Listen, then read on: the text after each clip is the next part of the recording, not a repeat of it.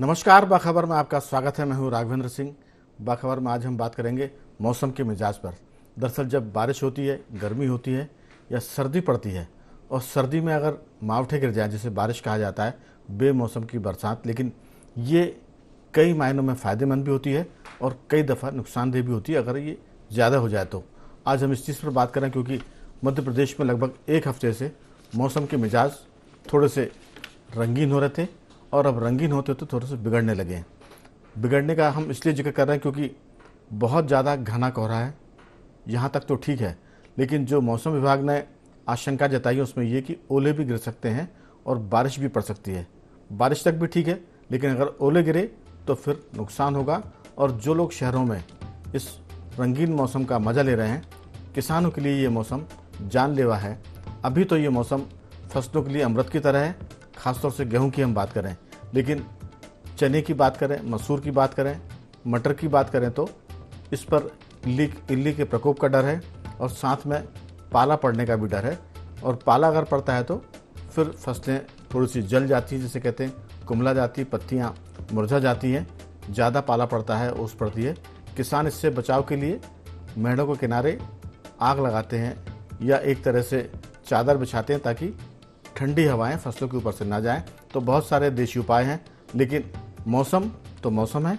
पचमढ़ी की हम बात करें तो पचमढ़ी में आज सुबह से धूप तप रही थी, और धूप में जो स्थिति बनती है सर्दी के मौसम में, पहले तो गुनगुनी और बाद में जो टूरिस्ट वहाँ गए थे वो एक तरह से धूप से परेशान हो गए। तो मौसम के बदलते मिजाज है, जिस पर हम बात करेंगे विस्तार से। चर्चा के लिए हमारे साथ स्काइप पर जुड़े हैं मध्य प्रदेश के वरिष्ठ पत्रकार डॉक्टर राहुल रंजन। टेलीफोन पर जुड़ेंगे जानकार देहात के रमेश सिंह जी, जो देहात के जानकार के साथ साथ कई बार अब्रॉड के जो विषय होते हैं उस पर भी बातचीत करते हैं, विदेश नीति पर भी बात करते हैं। तो रमेश जी और राहुल जी, आपका बहुत बहुत स्वागत है। स्टूडियो हमारे साथ मौजूद हैं हमारे सामाजिक सरोकार से जुड़े कमल राठी जी। राठी जी, आपका भी बहुत बहुत स्वागत है। चर्चा की शुरुआत रमेश सिंह जी आपके साथ करना चाहते हैं। मेरी आवाज़ पहुँच रही है आप तक? हाँ जी भैया, बिल्कुल आ रही। दरअसल मौसम बारिश का हो और ये अगर मावठे के रूप में गिरे तो किसानों के लिए अमृत है, हर कोई जानता है। लेकिन अगर ये ज़्यादा हो जाए तो नुकसान भी करता है।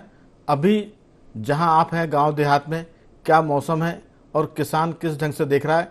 गेहूं की फसल के लिए तो ये फ़ायदेमंद है, लेकिन चने की जो फसल है, मसूर है, मटर है या दीगर चीज़ें हैं, उसके लिए कैसा है?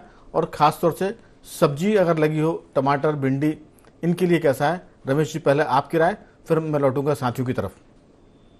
राघवन जी, अभी हाल में जो वर्षा हुई है तो इसका जो टाइमिंग है वो ऐसा था कि इसमें किसी नुकसान की संभावनाएं नहीं बनी। बोनियां होके निपटी थी, 15-20 दिन हुए थे। चने की बोनी तो हालांकि पहले हो गई थी, लेकिन इस वर्षा से कमोबेश सभी फसलों को लाभ हुआ है।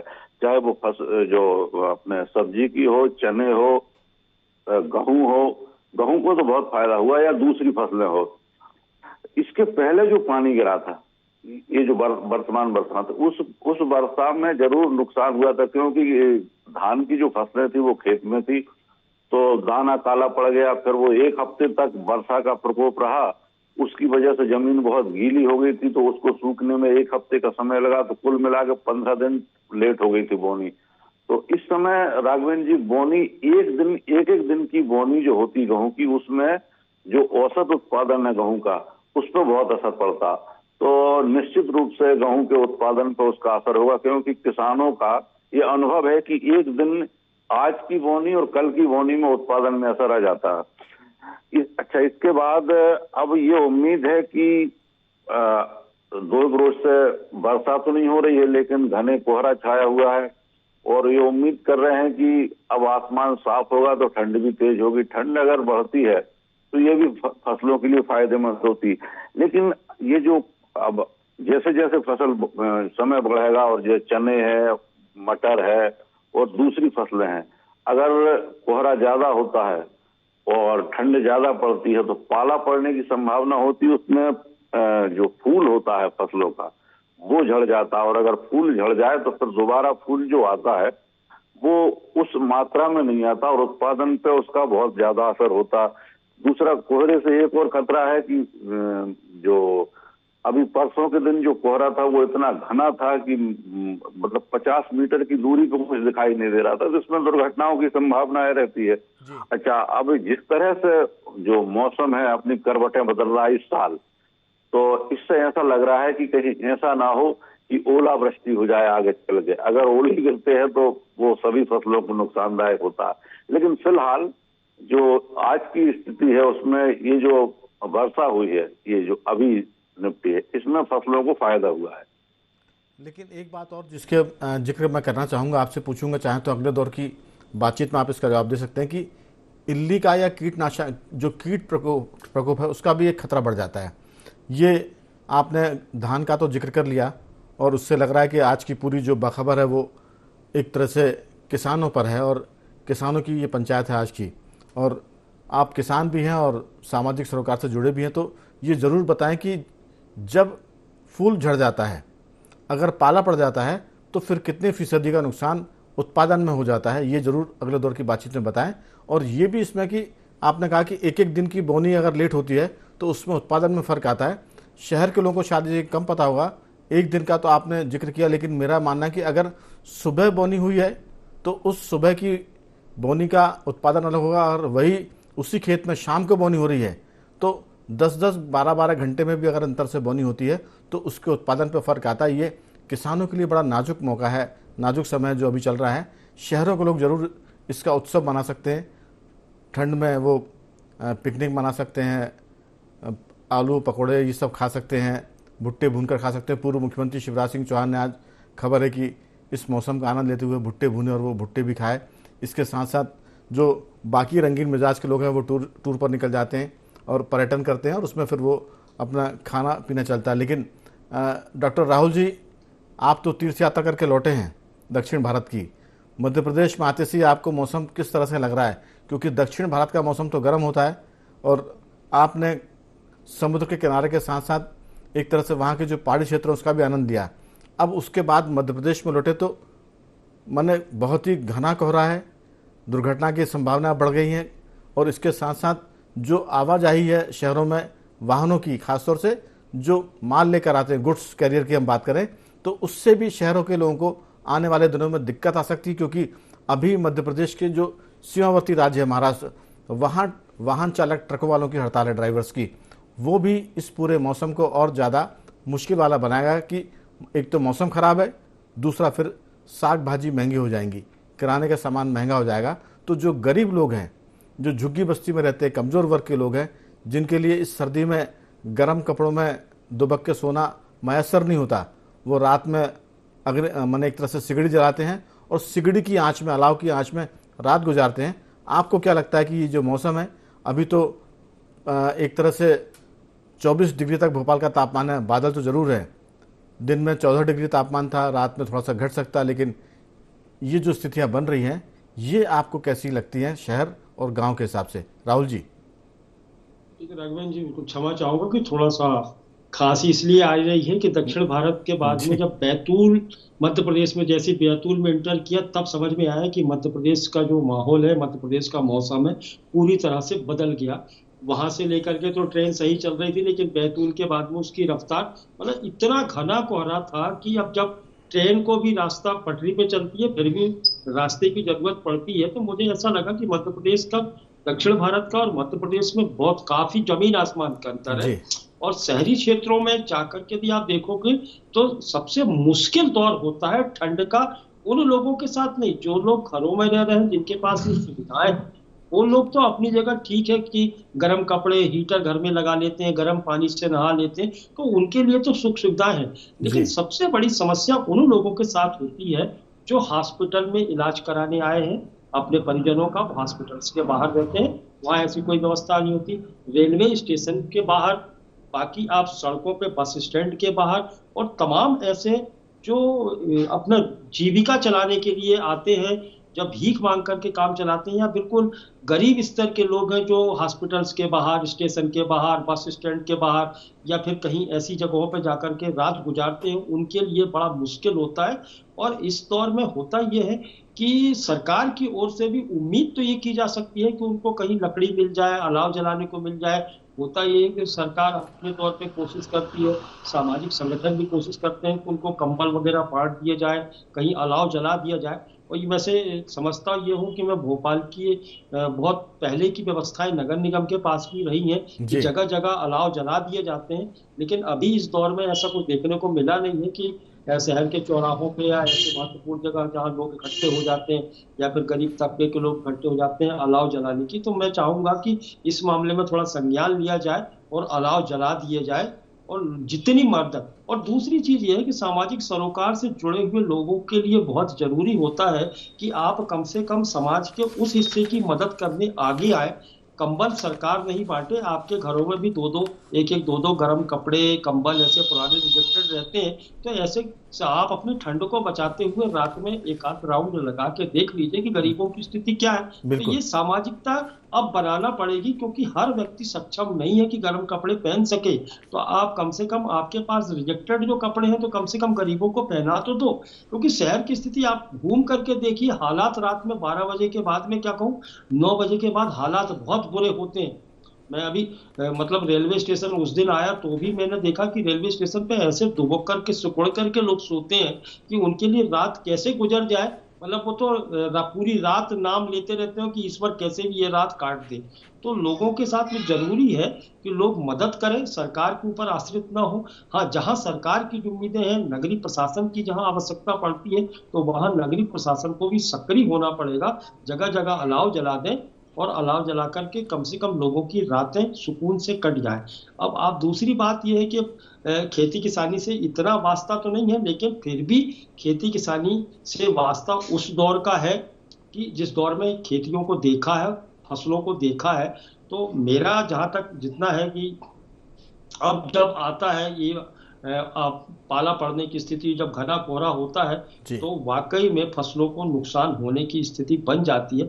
लेकिन दूसरी संभावनाएं जो आप बता रहे हैं कि ओले गिर जाएं, ये अक्सर हुआ है कि इस तरीके का जब मौसम खराब होता है तो ओले गिर जाते हैं। और ओले यदि खुदा न खास्ता ना हो ऐसी कोई घटना, क्योंकि इस बार इस मौसम के साथ में गेहूं की फसल और बाकी फसलों को लाभ हुआ, क्योंकि कहते हैं ना कि अमृत वर्षा है, तो अमृत को अमृत ही रहे, ईश्वर रखे, बिल्कुल। कोई ऐसा पत्थर ना बरसाए जिससे फसलें, क्योंकि मध्य प्रदेश में सिर्फ किसान क्षेत्र है या सिर्फ कृषि क्षेत्र है और कृषि पे आधारित पूरी की पूरी इकोनॉमी यहाँ की चलती है, यहाँ का जीवन चलता है। तो इस तरीके यदि बचा रहता है और ओला नहीं गिरता है तो मैं समझता हूँ कि बहुत बड़ी चीज मध्य बिल्कुल। प्रदेश के किसानों की हो जाएगी। बिल्कुल राहुल जी, इसमें जो बात आपने कही कि खासतौर से जो गरीब लोग हैं, जो बीमार हैं, जो बुजुर्ग हैं और बच्चे, उन पर भी ध्यान देने की ज़रूरत है। अस्पतालों में इस तरह के मरीजों की भीड़ लग रही है जो सर्दी की वजह से बीमारियां बढ़ती हैं। लेकिन हम आपको बताना चाहेंगे कि एक और संकट है, नहाने का भी है। आपने कहा कि गर्म पानी की भी व्यवस्था होनी चाहिए। तो राठी जी, लोग मजाक में कहते हैं कि इतनी सर्दी में नहाने की ज़रूरत क्या है, नहाने में लिखा हुआ आगे ना और पीछे ना, तो फिर नहाना क्यों? तो इस नहाने के साथ तो लोग बहुत सारे भोपाल में तो मजाक भी करते हैं कि सर्दियों में नहाने की ज़रूरत कम है, आप सिर्फ मुंह धो लीजिए, कौवा स्नान जिसे कहते हैं। तो बहुत सी बातें, लेकिन ओलों की आशंका है, बारिश की आशंका है, और ये मौसम राठी जी 20 जनवरी तक रहने वाला है, ऐसी संभावना है। अभी 10 दिन मध्य प्रदेश में मौसम के मिजाज इसी तरह से बिगड़ते सुधरते रहेंगे।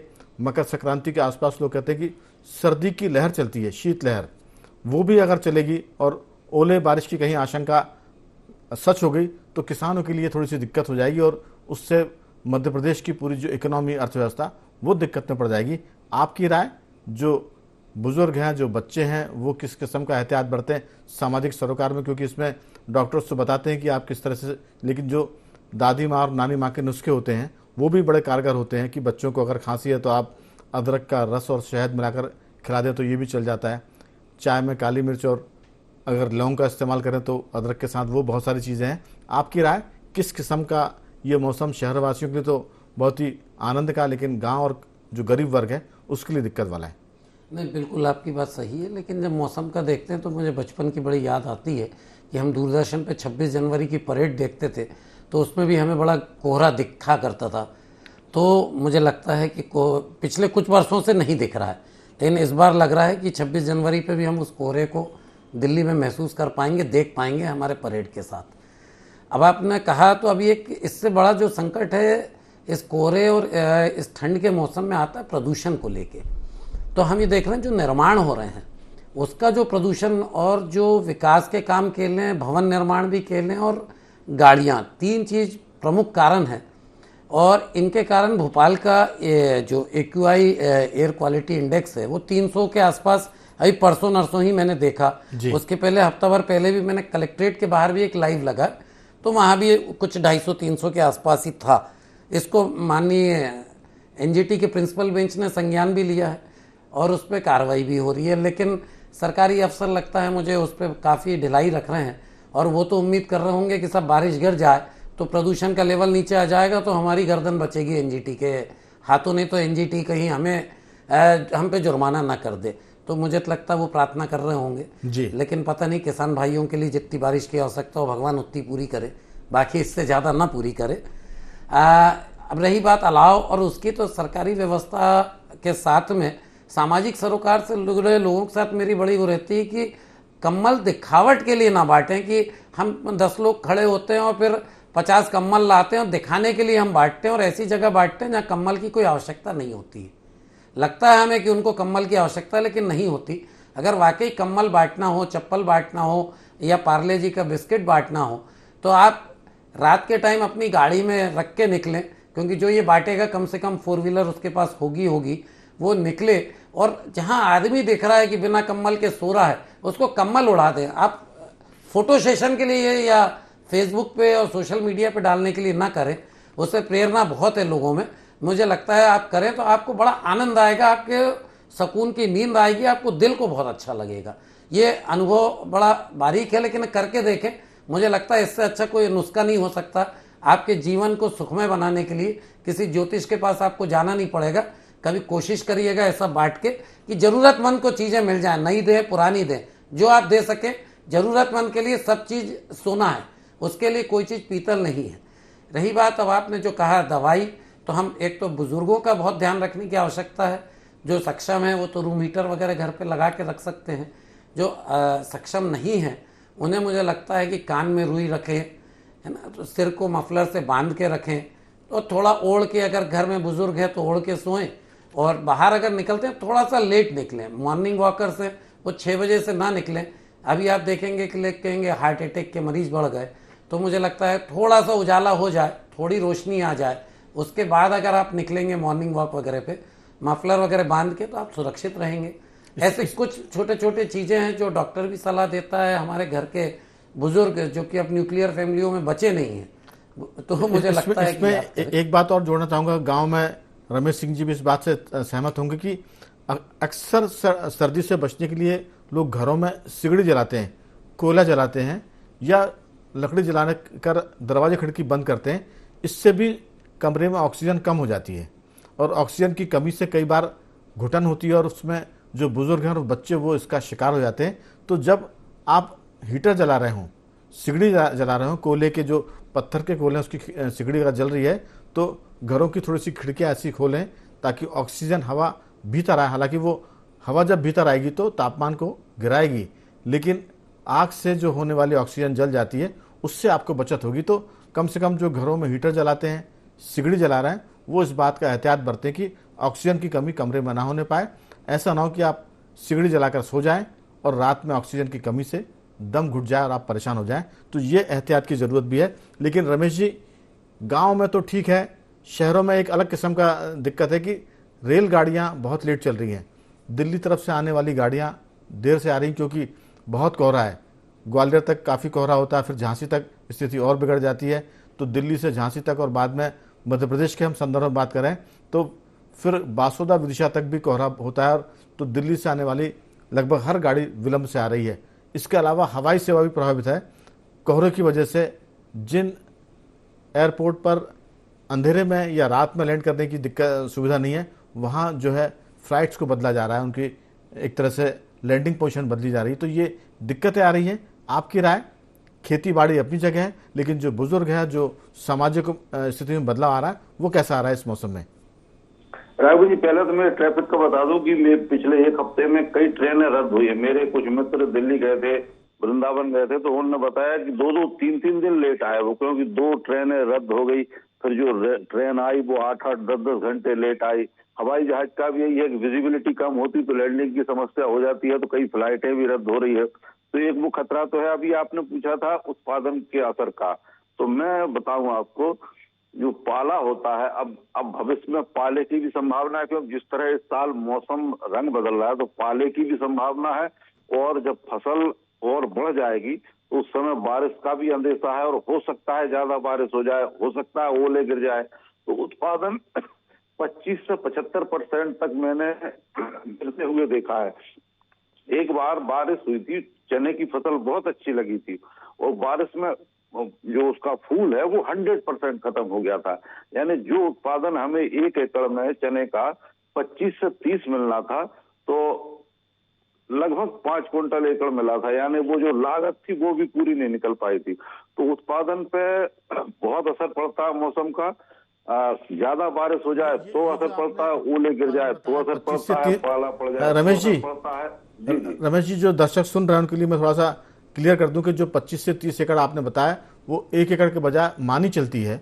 तो एक मानी में 25-30 कुंटल चना हो सकता है, 1 एकड़ में तो शायद 7-8 कुंटल मैक्सिमम उत्पादन होता है जी। तो अच्छा, इसके बाद अब एक समस्या और आती है, अगर बादल लंबे समय तक आसमान में छाए रहे तो इल्ली का प्रकोप होता है। उस दौरान ये डर लगता है, स्प्रे कर नहीं पाता किसान, क्योंकि उसे डर रहता है कि स्प्रे करके निपटे। और महंगी दवाइयां आजकल बहुत आ रही है, स्प्रे करके निपटे, और अगर 4 बूंद पानी भी गिर जाए तो वो पूरा स्प्रे बह जाता। तो एक वो खतरा रहता है कि लागत बढ़ जाती है। अभी राहुल रंजन जी ने एक बहुत दिलचस्प बात कही थी कि पहले लकड़ी के अलाव जलाता था नगर निगम। मैं बता दूं, शहर तो शहर, अब गांव में लकड़ियां नहीं बची। पेड़ों को इस बेरहमी से काटा है लोगों ने, इतनी बेरहमी से काटा है कि लकड़ी अब दुर्लभ हो गई है। और तो और शहरों में आप शमशान घाटों में जाके देखिए तो अब वो एक दूसरा विकल्प तलाश रहे हैं, गोबर से लकड़ी बनाने का। यानी लकड़ियों का इतना अभाव हो गया, ले दे के एक बबूल की लकड़ी बचती, जंगल बिल्कुल नंगे हो चुके हैं, पहाड़ पत्थर ही पत्थर दिख रहे हैं। जिन जंगलों में कभी पेड़ों की भरमार होती थी वहां पेड़ नहीं बचे, सागवान के पेड़ नहीं बचे, जलाऊ लकड़ियां नहीं बची। किसान भी अब गांवों में भी जो कंस्ट्रक्शन होता है छत के अलावा, वो टीन सेट बनते हैं, उसमें सीमेंट और लोहे का इस्तेमाल होता है, लकड़ी का नाम इस्तेमाल हो ही नहीं रहा, क्योंकि बची नहीं है। तो ये जो अलाव जलाने वाली बात है, ये तो अब सरकार के भी बस में नहीं है, क्योंकि आम आदमी ने लकड़ी को बड़ी बेरहमी से काटा। चलिए, लेकिन सरकार तो पिछले साल तक तो जब शिवराज सिंह चौहान अक्सर रैन बसेरा में जाते थे रात को 1 बजे, 11 बजे, 10 बजे, तब वहाँ लकड़ियों का इंतजाम तो देखा है। इस बार भी सरकार डॉक्टर मोहन यादव की वो भी संवेदनशील है। देखते हैं इंतजाम अगर नहीं हुआ तो उसका भी जिक्र करेंगे। अभी तो लेकिन सर्दी पड़ना शुरू हुई है, रैन बसेरे की भी निरीक्षण लोग करेंगे, वहाँ लोग वस्त्र भी बांटेंगे, गर्म कपड़े बांटेंगे, कंबल बांटेंगे। खासतौर से जो रेलवे स्टेशन है, बस स्टैंड है या फुटपाथ पर जो कमज़ोर वर्ग के लोग सोते हैं उनको मदद की दरकार है। और ऐसे में जो भी जिनके पास भी व्यवस्था है वो ज़रूर गरीबों को मदद करें, कम से कम गर्म कपड़ों के मामले में बुज़ुर्गों को और बच्चों को। राठी जी, खासतौर से जो स्कूल बच्चे पढ़ने जाते हैं, हालांकि भोपाल प्रशासन ने तो सुबह 10 बजे से स्कूल कर दिया है, जो सुबह 7 बजे लगते थे इस सर्दी को देखते हुए, लेकिन फिर भी स्कूल में जो बच्चे सरकारी स्कूल में पढ़ते हैं और प्राइवेट स्कूलों में जहाँ गरीब बच्चे हैं, वहाँ उनको इस बात की ज़रूरत है कि वो स्वेटर या ट्रैक सूट वगैरह अगर बढ़ जाए तो ज़्यादा लोगों को लाभ हो जाएगा। आपकी राय? नहीं, बिल्कुल आपकी बात सही है कि शासकीय स्कूल में भी आप जो बच्चे हैं उनको कुछ ऐसा गर्म कपड़ा, ट्रैक सूट और बांटना चाहिए सामाजिक स्तरों का। मैंने वही कहा ना, फोटो सेशन ना करें, बांटने के लिए बहुत सारे स्थान हैं, आप चयनित करेंगे बहुत जगह मिलेगी आपको। और जिस दिन इतने शांति से अगर आप बांटेंगे बिना फोटो सेशन के, तो आपको बिना किसी नींद की गोली के नींद आएगी। तो आप कभी देखिएगा आजमा के, मैंने काफ़ी आजमाया इसलिए अपने अनुभव साझा कर रहा हूँ। इसके बाद हम देखते हैं तो ये खासकर नगर निगम को थोड़ा सा ये ध्यान देना है कि हमें इसका प्रदूषण का भी प्रकोप को रोकना है। तो जो भवन निर्माण या कहीं भी ऐसे विकास के काम हो रहे हैं तो वहाँ कुछ पानी का छिड़काव हो और उसको ढक के काम हो तो मुझे लगता है, नहीं तो ये प्रदूषण को भी रोक पाना इस कोहरे में उनकी टेढ़ी खीर इतना आसान नहीं है कि प्रदूषण रोक पाएंगे। तो मुझे लगता है कि उस पर भी ध्यान देने की ज़रूरत है। ठंड को देखते हुए अब 4 व्हीलर भी बहुत निकलेंगे, तो ये सब चीज़ें हम जब देख रहे हैं। इसके अलावा मुझे ये लगता है कि सर थोड़ा सा जो प्राइवेट हॉस्पिटल्स वाले हैं वो भी अपने हॉस्पिटल के आसपास की बस्ती के लिए कुछ सोशल सर्विस थोड़ा बुजुर्गों के लिए और थोड़ा प्रोवाइड कर दें। सरकार तो सब जगह करती है, तो आसपास वो भी करेंगे तो उन्हें भी कहीं ना कहीं प्राइवेट हॉस्पिटल वालों के लिए तो नियम भी है कि वो थोड़ा चैरिटी करें और लोगों का मुफ्त में इलाज करें। लेकिन इतना है कि आने वाले दिनों में तापमान बारिश की वजह से, कोहरे की वजह से 10 के भी नीचे आ सकता है, 10 डिग्री के नीचे आ सकता है। अभी तो 14, 15 और 13 के आसपास तापमान झूल रहा है, लेकिन जैसे जैसे बारिश की आशंका बढ़ेगी, बूंदाबांदी या ओला कहीं वृष्टि होगी दुर्भाग्य से, तो तापमान 10 डिग्री के नीचे आएगा, तब संकट और बढ़ेगा। अभी तो स्थिति नाजुक नहीं है, काबू में है। लोग एहतियात बरतें, लोगों की मदद करें, खासतौर से जो बुजुर्ग हैं, बच्चे। तीनों मेहमानों का मैं धन्यवाद करूंगा। रमेश जी आपका साथ हुआ, डॉक्टर राहुल रंजन आपका बहुत बहुत धन्यवाद, और राठी जी आपका बहुत बहुत धन्यवाद कि आपने चर्चा में हिस्सा लिया। तो मौसम का मिजाज तो बिगड़ रहा है, लेकिन लोग अपना मिजाज सुधार के रखें और लोगों की मदद करें, तो इस संकट से लोग एक तरह से बच जाएंगे, खासतौर से गरीब तबके के बुजुर्ग और बच्चे। बाखबर में सिर्फ इतना ही। बने रहिए हमारे साथ और देखते रहिए IND24।